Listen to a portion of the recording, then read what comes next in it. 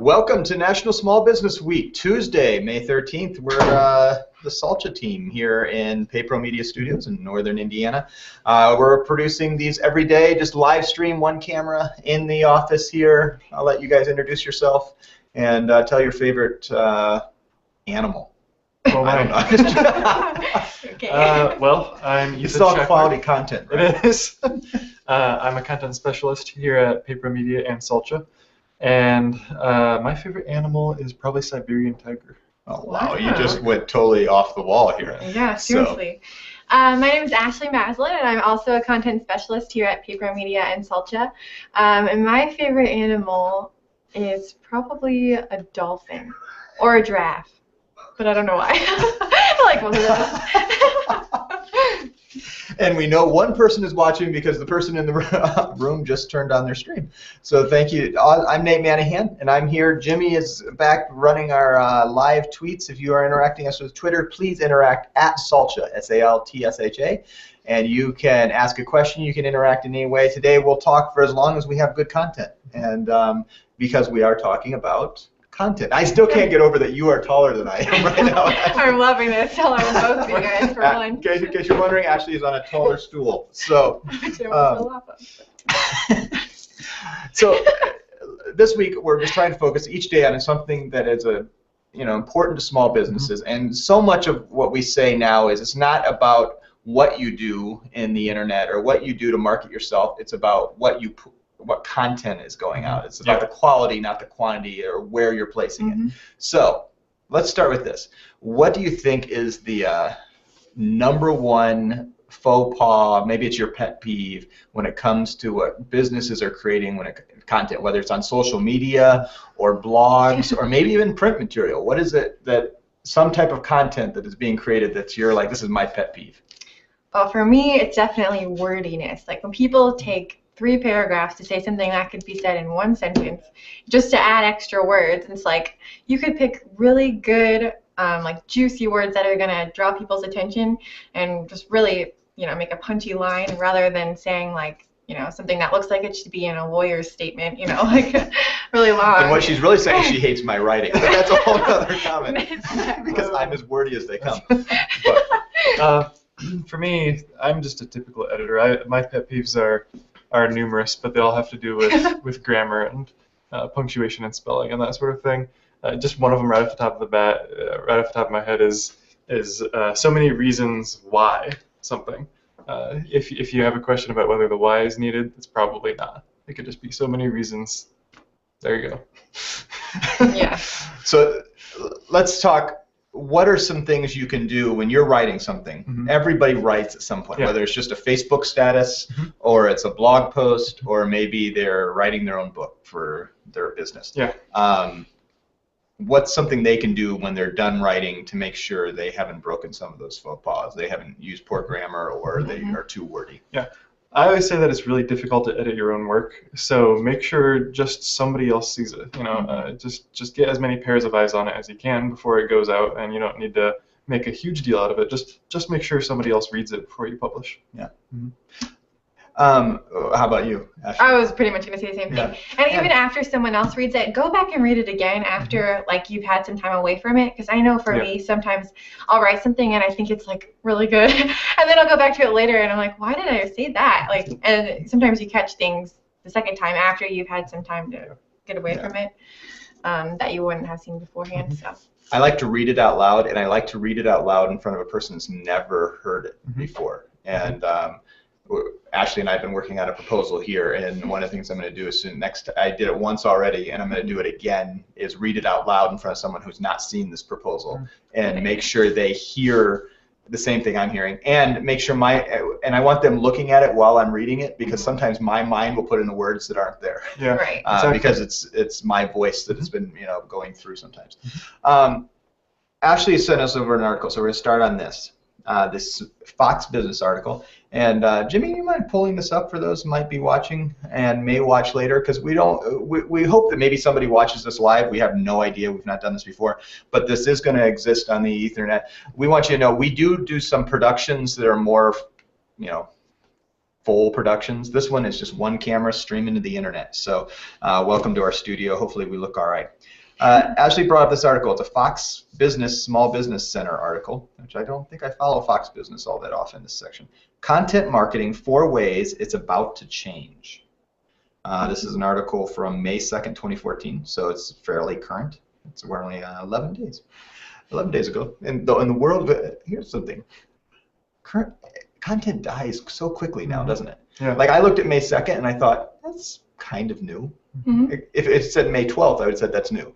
But now 11 days is Very old true. for content on the internet because the fact is I'm used to seeing things that are dated in the last 2 or 3 days. Right. Now, let's start here. A new report by Contently, I think that might be the right way to pronounce it, a site that connects content-hungry brands with journalists who cook it up, outlines 4 major trends that are shaping the future of content marketing. Number 1, greater transparency. What's that mean? Well, in this, they kind of talk about how a lot of companies, the content that they put out is really like thinly disguised advertising. So it's kind of like, I'm going to tell you a story, but really what I'm telling you is so that you'll come buy my product. Yeah. And they're saying that instead of doing that, companies are going to be more open about their actual motives. And instead of trying to be sneaky about putting in their name here and there, they're just going to, say what they mean to say more. Yeah. And sometimes when you're altruistic, it is hard to convince people that you're just doing it for the sake of doing it. Mm-hmm. We're doing something this week where we're celebrating small businesses, and one of the physical ways we're doing that is we're giving away free donuts. Mm-hmm. And I think these companies are shocked that we're not asking them to fill out a form or suggest that they come and get a free quote or something like that. Right. Look, obviously, we're a business. We would love to serve other businesses. That is what we do. But this week, we are focusing on just saying thank you. People are shocked by that. Is part of the transparency issue that people are so cynical, and so we need to be more transparent instead of what we do? Yeah, definitely. That was a big setup. It was a many-part question.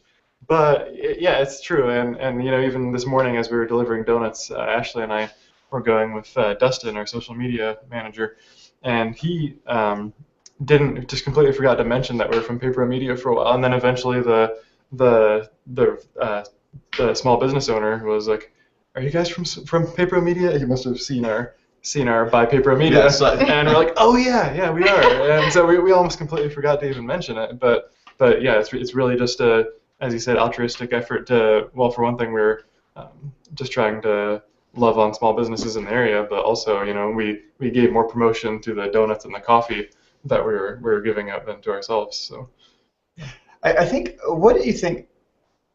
In this day and age now, people post what they're eating. They post what, the Pinterest world. They pick this. This is the craft my kids did in the 3rd grade, art classroom, or whatever it is. It's all out there, and where we feel we don't put our bad stuff out there. Sure. But with business, then when we look at businesses, we expect the same thing. It seems like. So, what things can businesses give in transparency that might help in content? Like, I know. I'll take an example. Buffer.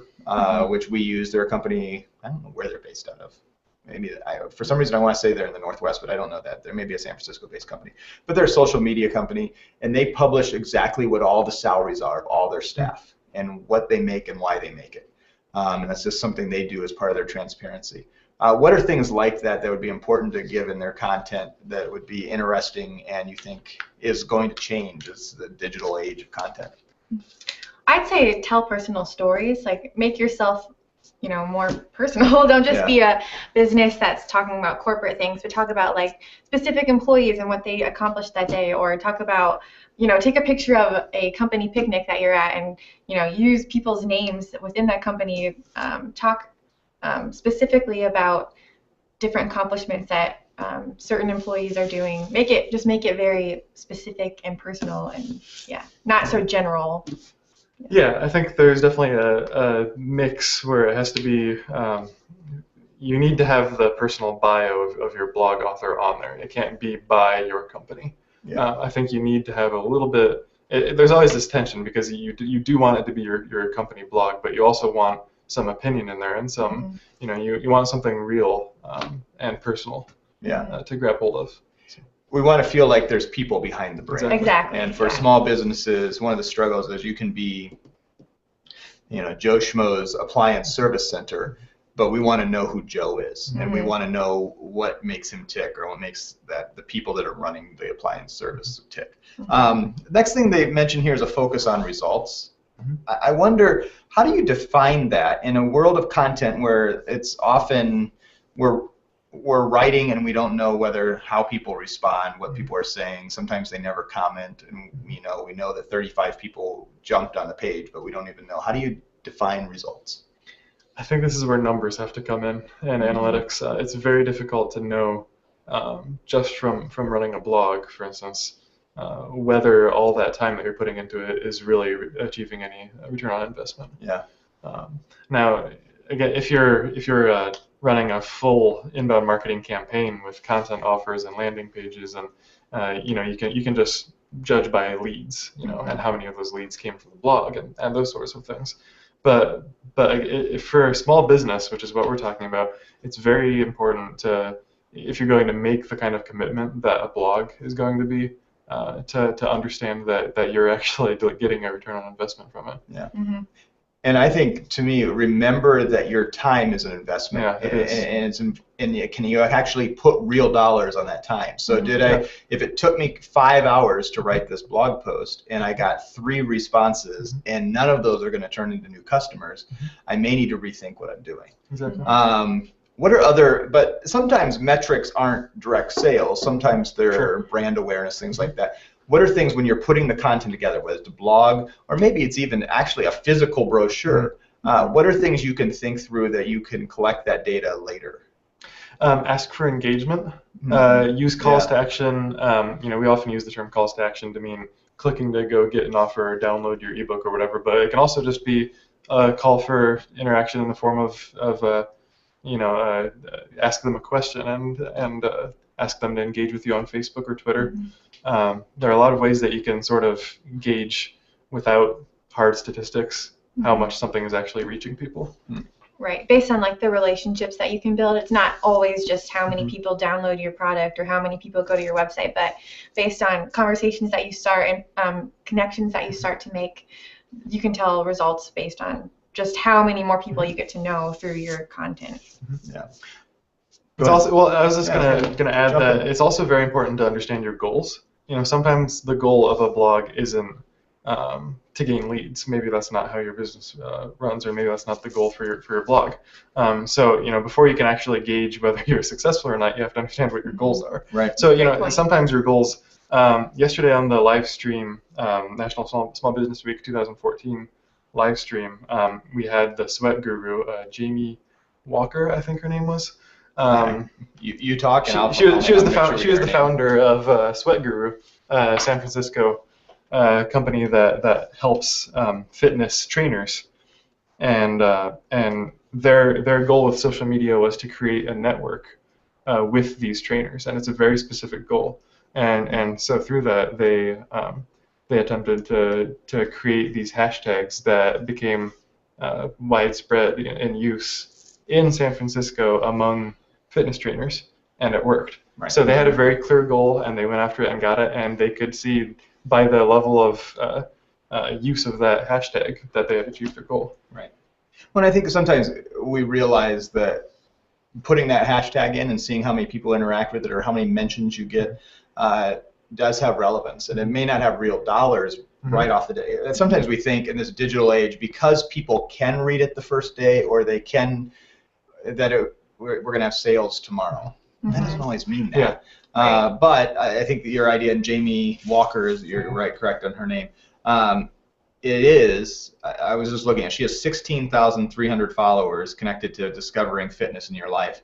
And those hashtags, she can have real numbers, how many people use them, how many people. That's why we're using Love Small Biz, because in the spelling that we did, because we tried several different things, and we were trying to find one that had never been used before. And this, at the end of the week, we'll be able to look and see how much engagement did we have. Did we get 100 retweets, 0 retweets? I was able to do it in Facebook today, which I love, that it's cross-platform now, because I was able to look and see that one.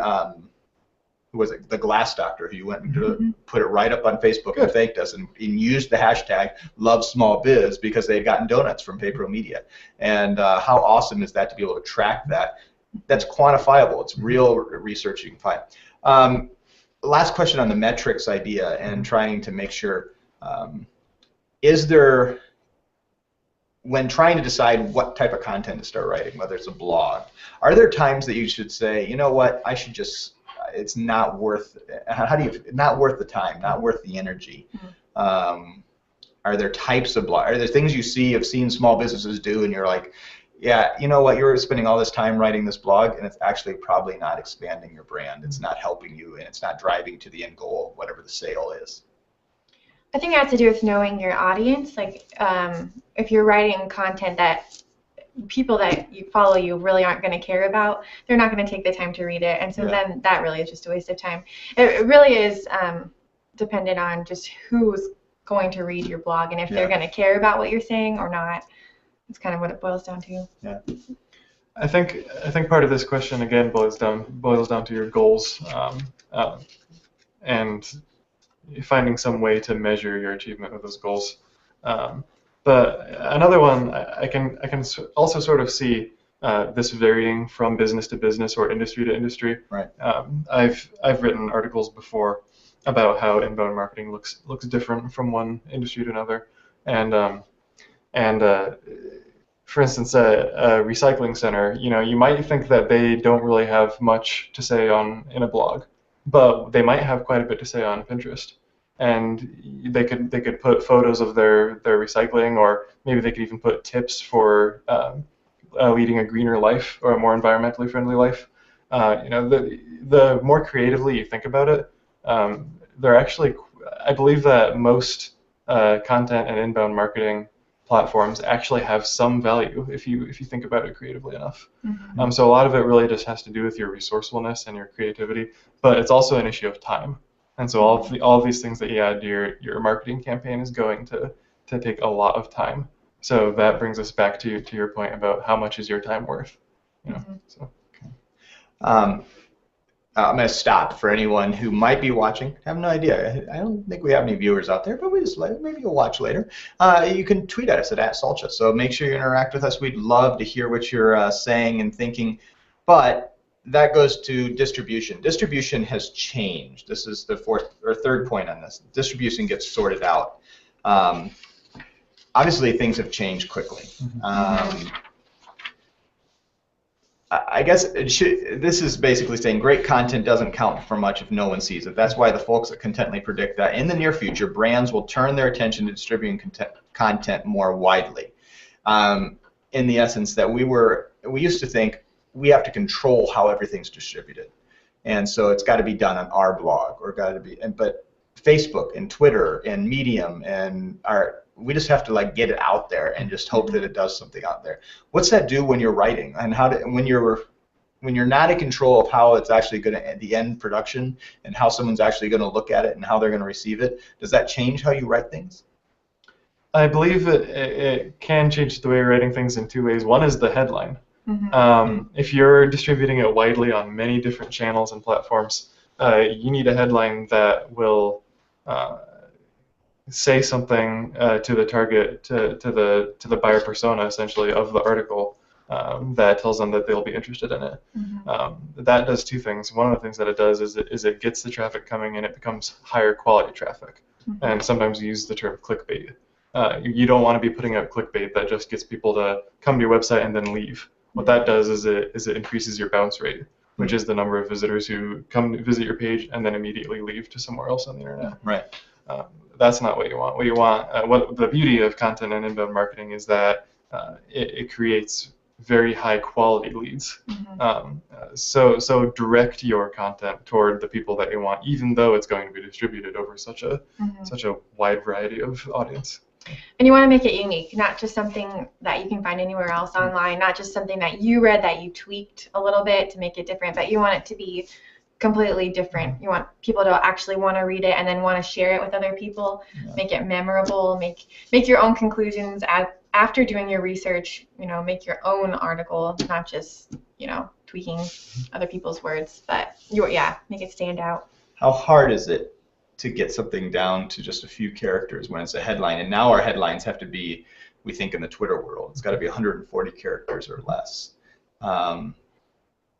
how do you do that? How do you really summarize what your thoughts are that may be a 3 to 5 paragraph essay, and you're trying to get it down to one little caption that maybe somebody will click on? Get to know your thesaurus. Yeah. Yeah. That definitely. Does it bug you? Because I'm looking at your shirt, Ethan, and it says love, and one of the content members cringed when we came up with that because we spelled obviously love the wrong way, and we did it one to make ourselves unique and different, and two just because it shortened the amount of characters. Each we didn't use business. We didn't use because we could have done love small business and spelled it LOVE and business all the way out, and we would have taken up, I can't count that fast, but 15 to 18 characters of 140 versus, what are we at, 6? It's helpful if I know 6, 11. So Yeah. I did math quickly. Thank you. But what rules are you willing to break to make a good headline? And make it, and it's not so much a headline; it's something that's tweetable. Yeah, that's really true. That is something that we encounter as a content team, especially when we're using social media, because rules are made to be broken when it comes to social media. We often deviate from our headlines when we're posting on social media, and just how we do that, man, it's really hard to come up with a specific example right at the top of the head. Yeah. One way to do it is to eliminate needless words, and by needless words I mean, sometimes and Like can be filler replaced by a words. comma, Yeah. that sort of thing. Or two. Ashley, do you have anything to add to this? I'm trying to I think. feel like I'm not being extremely helpful. Sometimes research actually goes into it. Like if we found that certain words work better than other words and they happen to be smaller, then go with that. But Yeah, I was just gonna say, just say what you want to say, but try to say it with, like, your title in the actual article might be fairly long, but in a tweet you can find other words to replace those words that are a lot shorter, that say exactly what you mean to say, only just shorter. It just really takes research and knowing the English language, honestly. All right, so here's I like to go on hypotheticals, but I like to then go find real life experiences or real life. So we're going to try something crazy, and I'm just going to do it live here and see if we can interact. I'm going to go to Twitter, and I'm going to type. What's a service you have used in the last 2 weeks, Ethan? Whether it's have you gone to a car mechanic? Have you gone to Amazon Prime. Amazon Prime. Wow. Okay. That's going from small business to big business. So Amazon Prime. What'd you buy from Amazon Prime? I actually used their streaming service. Use their streaming service. Okay. I'm trying now. That's going the wrong direction for me. Okay. We're gonna go. I'm not sure what you're going. Yeah, I know. It's like a bad magic act going on here. Sometimes it just doesn't work. I'm gonna car repair, and which one of your favorite cities in the United States? If you could visit one place today, it's a city of over 100,000 people. Nashville, Tennessee. Nashville, Tennessee. All right, we're going to see if there is anybody in Nashville, Tennessee. If I could type here. You could share my screen if you want to there, Jimmy. Car repair in Nashville, Tennessee. And we're going to see what we find in Nashville, Tennessee. Simpsons Service. Simpsons Service Center, March 12th. It looks like they're in Nashville, Tennessee. So congratulations, Simpsons Service Center. That's Simpsons SVC CTR. They have 68 followers. But here's what I want to do. Let's dream of some content that a service center could create that might be compelling to people that are going to go. It looks like they are a full auto service, plus it looks like maybe a BP gas station that you can get gas. I'm going to guess we could do a gas station run there. Yeah. We'll just swing by Simpsons. Let's start here. They have their latest tweet, May 8th, was a new offer posted, AC service special, $89.99, and a link to their Facebook page. Good content, bad content, and what could they do to improve that? You can see. Well, it's good in that it tells people what they are offering very clearly, but it could probably be more interesting, more eye-catching. Interactive. Yeah, interactive. Less of a fact and more of a introduction to this is what we're having to offer you. In content marketing, one way that they could improve that specific tweet is What if they said that? Could you go back to the tweet and see Yeah. exactly what they said? They gave an offer, a special for repairing your AC AC in your car. And so one $89.99. way that they could do that is say, here are 5 signs, a link to a blog that says 5 signs your car air conditioning needs help. Yeah, You know, and so- it doesn't even have to be their content. Mhm. So if someone else Right. probably has written a content on why you're, you Yeah. know, maybe Ford or GM did this Mhm. content and why it needs to be serviced every Yeah. year. Mhm. They could link to that, and through their Twitter and Facebook also have this is what the deal is that Yeah. week. Mhm. Something that drives some interaction. This right here, it looks like Twitter. I jumped over to their Facebook page just to see if they're more active, and it does look like they're more active on Facebook than they are on Twitter, Mhm. which is not an unusual thing for a service center like this. Right. It was just easier for me to find them through Twitter search. I like the idea of creating a blog post or interacting, buying content, whatever you needed to do around auto repair. Mhm. That's one idea. Is there any other ideas that come off the top of your head? That specific post, I could see having some humor tied into it. Yeah. You know, Like- maybe a meme or a humorous infographic or something like that could Right. go along with it. Yeah. That could work quite well. And I think a lot of what they do could be visual in creating Yes. some type. There was no picture with that. Now, if you go Yeah. to their, it looks like the link they're sharing was a visual. Had said they had a special offer link there through Custom Link. What does that do? You guys are writers as a start, but you work in a visual world. Yes. When do you know that words are going to do more than the picture can, and vice versa? Pictures are always important. Pictures always draw an eye more than words do. I feel like pretty much every post should probably have a picture, at least on social media, just because like if you're scrolling through things and you see a chunk of words and then you see something else with a picture and like one line, I'm more likely to click on the picture and the one line just because it looks more appealing and my eyes start crossing when I see a big paragraph of words. And then I might read through a whole long thing after I've seen a picture because it kind of gives me like a mental image to go off of. So I think pictures are always really important, and they complement the words. They don't take away from it. It's not like either or, Right. picture or words. It's they help each other out, and they give you a better understanding of the message that's being portrayed. Obviously, we often, say the phrase "pictures are worth 1,000 words," and I often think of it more as they're faster than words. So a picture can give an instant recognition of I'm interested in this topic. Mhm. Let me read more about it. So Yeah. So Simpsons Service Center, if you ever watch this, start a blog. I will say on Mother's Day, for Mother's Day, it wasn't on Mother's Day, they posted a picture, was a link to carcarenewsservice.org. There was obviously a bot service on Facebook, and talked about how you could buy Mother's Day gifts, and had a nice picture there of a mom and their child poking their head out of a car. And that is the type of content that I think describes everything you were doing, Yeah. and is a good share. So let's go back to the last point of this article you brought us. Content gets even better. As more and more brands enter the content marketing space, the race to tell the best stories is bound to heat up. This is good news for consumers who will be the main beneficiaries of these higher standards for storytelling, which is true. We all are consumers. But for you guys as content creators and small businesses who are going into a more crowded space, how do they make sure their content is increasing? That they are making sure it's getting, that the brands, as brands invest in creating better and better content, how do they do that? Kind of like I was saying earlier, just to create really unique content, don't just copy someone else. Tell your specific story. Tell what's special about your company. Make sure that it's not something they can just find anywhere else.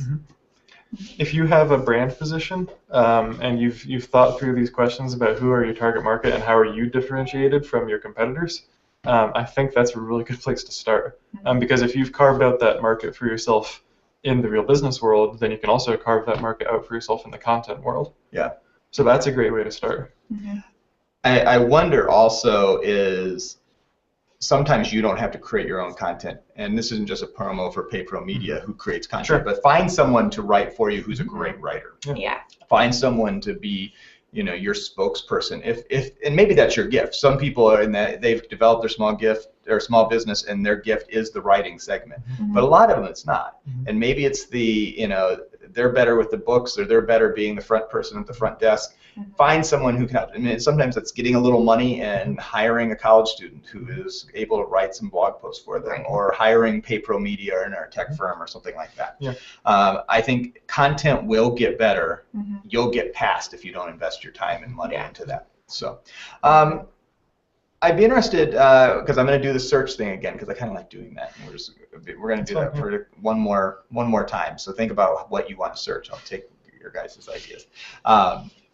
But Ethan, what of good small business content out there have you seen that you say, this sets the world on? This is a great example of small business content. Anything out there that just jumps off your head? I immediately think of Three Crowns, a local coffee shop that I'm a frequent patron of. Yeah. And they do a great job with images. Because Eric, the manager of the coffee shop, often posts photos of his most recent creations and recent specials. His latte art. His latte Yeah. art, Which always freaks me. How do you get that design out of pouring milk into your coffee? it is incredible. And if you watch him do it, it's even more incredible Yeah. because it's fast. Yes. But he just does a great job of just those photos just make you immediately desire that beverage right now. Mhm. And now this isn't a great example of content. Well, it's borderline advertisement, but it is on social media, and it is something that he can just whip out a camera and create content and post it Yeah. online.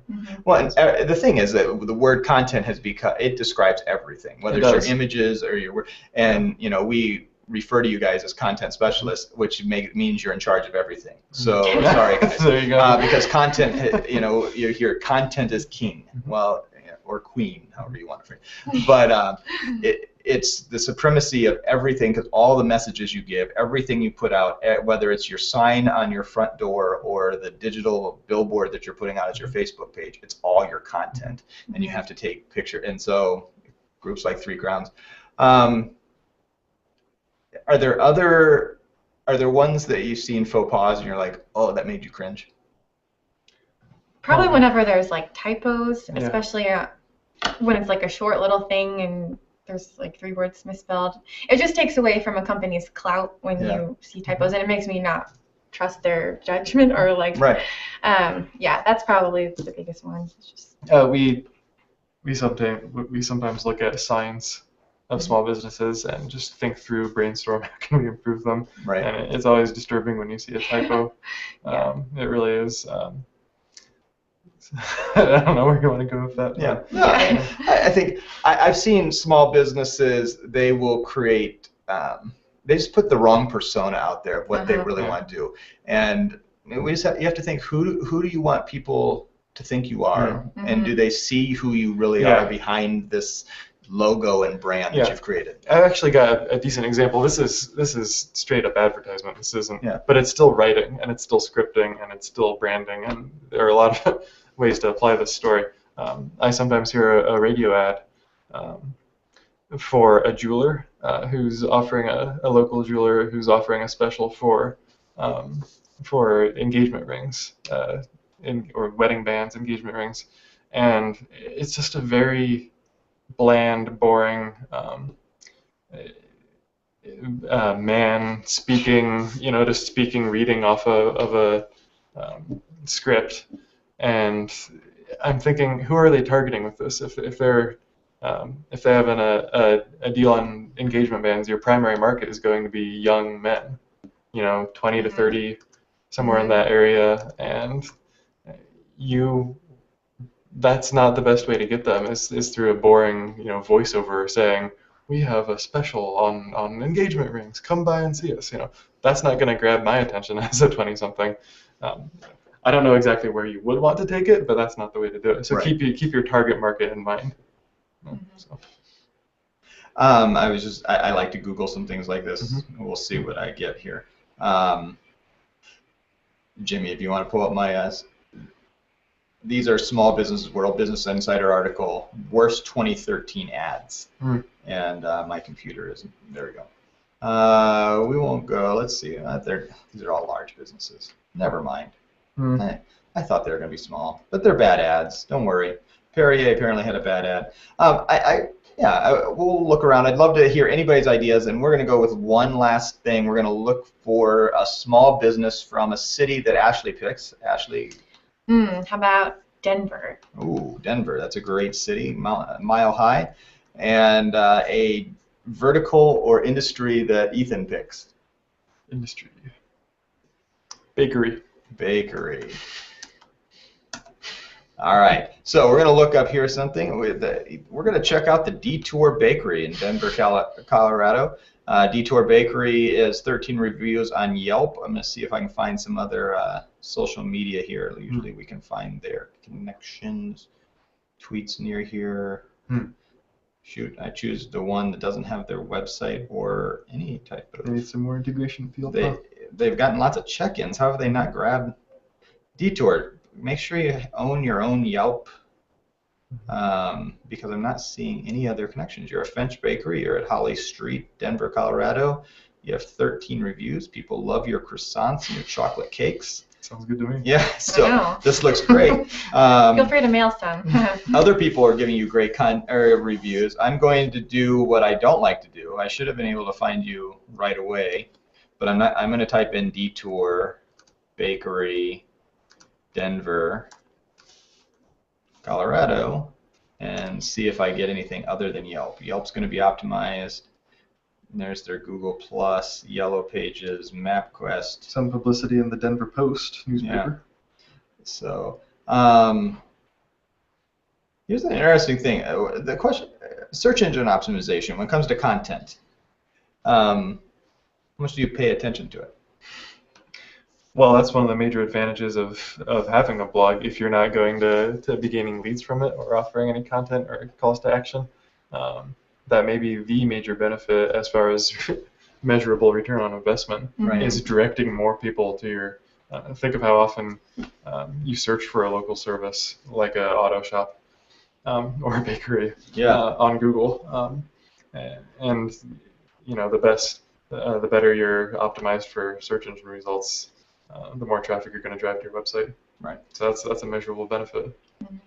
And what's interesting here is I may have to go back to Google and see if I can find another way, but I can't find any connection to them that's not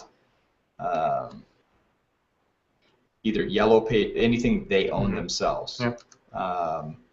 So I'm going to go back now, because here's what was great is that Google, or through Yelp, had made them the highest. When I typed in bakery and, what did I type in? Bakery in Denver, Colorado. They came up first. But for some reason, I'm just going to go bakery in Denver. That's fine. We're going to try to find another site here. We're going to talk about Happy Cakes Denver. We're going to look at their content. Cakes, there you go. All right, so Happy Cakes Bake Shop. They have 2 locations in Longmont and Denver, Colorado. They obviously are on Twitter. They're on, at least they have a newsletter, which we could sign to.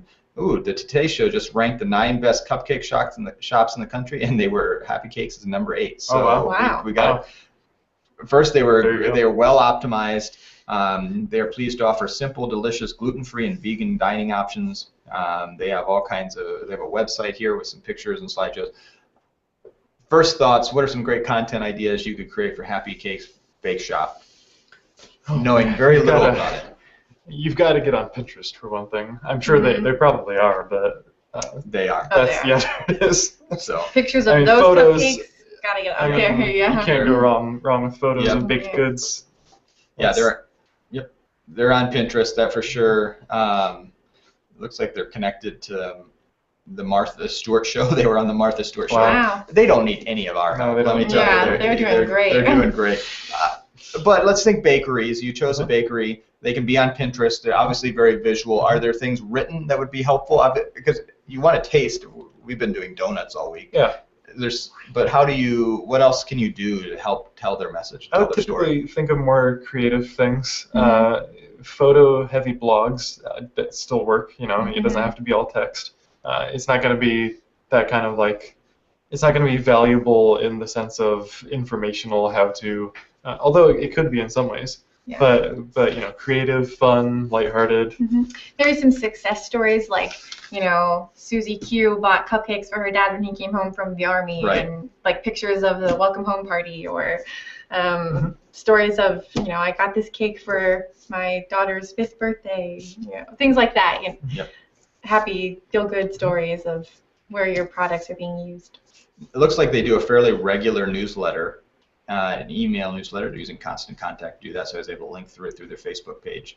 What kind of content? What should they think about when they're doing written content like this? Any first? Yeah, we don't have time to read it all, but any first thoughts when you look at this?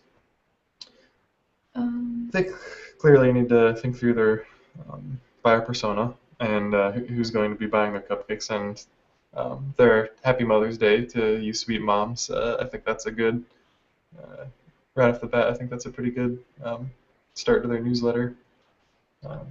Think of how many people saw that and decided to get their mom cupcakes for Mother's Day. It's not a bad gift idea. To me, it's text heavy for an e-newsletter. It is text for some, heavy, they have some nice images. I'm going to assume those are original images themselves, but they're not clickable to anything, which I always think is a best practice when it comes to e-newsletters. They have some really well-worded things: cupcakes, cookies, French macaroons, whatever strikes her fancy will make it pretty. And especially for moms, we'll break out the champagne cupcakes, all 4 varieties: champagne, Kir Royale, Bellini, and Mimosa. To toast all the love they give us, they work. It's a long sentence. I will give it that. It's nearly my own. It sounds like mine might have written it as long as that sentence is. But yeah, here's what I love. In this day and age, I can find out what the best bakery in town is. And what you put in, when I go to Denver now, I may look up Happy Cakes. And when I travel, and your digital footprint is so important, I'm going to choose on those first few images I get you, whether it's your pictures, the headlines you put on, or what social media platforms you're on. Because the company that I was before, and I worked for Detour Bakery, where all I could find was Yelp, which was great. Sometimes when I travel, I love Yelp, and it's great. Make sure you're optimized what you do on Yelp, because I just pull out Yelp and see what's close to me. But you missed out, because I would have given you a free publicity and talked about you for 5 minutes. You had no other web page, you had no Facebook and no Twitter, and if you have those things, I couldn't find it quickly. You lost my attention. Right. So grab it quick. Any last tips for small businesses and content before we sign off for the day? Ashley? Keep it fresh. Keep it fresh. Wow, that was bold. Keep it fresh. Keep it targeted. Keep it short. Keep it tight. Yeah. Yep. And read over it over and over before you post it. Have someone else read it. There we go.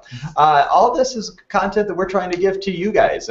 Small Business Week is something where we celebrate those businesses that are the heartbeat of what we're doing, realizing that all of us start out as 1, 2, 3, 5 employees, and we want to make sure you're given the tools that you can have to make you more effective, more efficient, to continue to grow. We like to say learn, grow, and stay current here at the Salcha Studios. You can interact with us on Twitter at Salcha. You can you'll find links to all kinds of stuff, but if they want to find you guys out in the Twitter sphere, where would they find you? I'm at EASHECKLER. That's EA Scheckler. And I'm at Adventure is my name. Good luck with a lot of vowels missing. Yeah, it's Adventure regular is regular my, and then NM. Yes. Instead of name. So 2 vowels missing. Yes. Yeah. Not lots of vowels. Sorry, I overstated. Thanks for joining us. If you've watched this in longer, we're going to be broadcasting every day this week. Tomorrow, again, is tomorrow morning Eastern Time. We'll be broadcasting 11 a.m. Eastern Time, and we're going to be talking social media and small business. You'll be watching part of our broadcast of our regular scheduled show called Inform Me that we do each week. So if you've been out there in the Twitter sphere, maybe interacting, maybe you'll interact with us again. But happy Small Business Week, and we'll see you next time. You mind just hitting stop over there?